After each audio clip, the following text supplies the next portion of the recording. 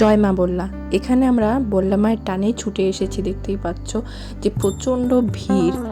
আর এটা হচ্ছে দক্ষিণ দিনাজপুর জেলার বালুঘাট শহরের অন্তর্গত মা বললা মন্দির। তো এই পুজোটা হয় রাস পূর্ণিমা তিথির যে পরের শুক্রবার।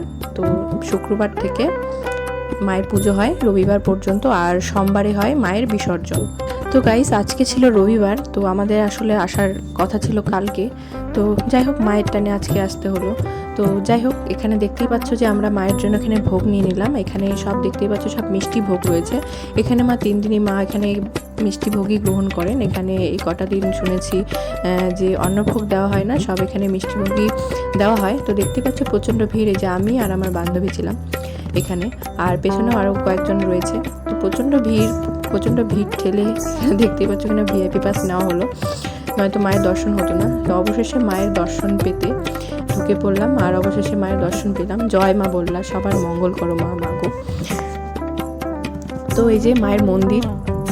তো একটু চলো, এই যে দেখতেই পাচ্ছ যে শুধু মাথা দেখা যাচ্ছে। প্রচণ্ড লোকের ভিড়, প্রচণ্ড, মানে এত ভিড়ের মধ্যে যে আসতে পেরেছি সেটাই অনেক, মায়ের দর্শন করতে পেরেছি সত্যি।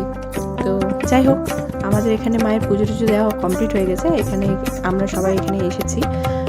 তো যাই হোক, আমরা একটু সাইডে এখন একটু মেলাটা ঘুরে নেব। তো যেতে যেতে দেখছিলাম যে প্রচুর দোকান এখানে বসেছে। অবশ্যই এই মেলাটা অনেকটাই বড়। তো এখানে কি নেই, সব রকমের জিনিসই দেখতে পাচ্ছি। আমি এখানে সেকেন্ড টাইম আসলাম পুজোতে, এমনি সময় আমার আসা হয় না। তো মেলাতে এই প্রথমবারই আমি ঢুকলাম এই মেলাতে, দেখলাম যে সত্যি ভীষণ বড়।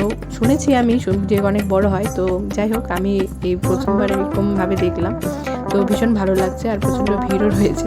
যাই হোক,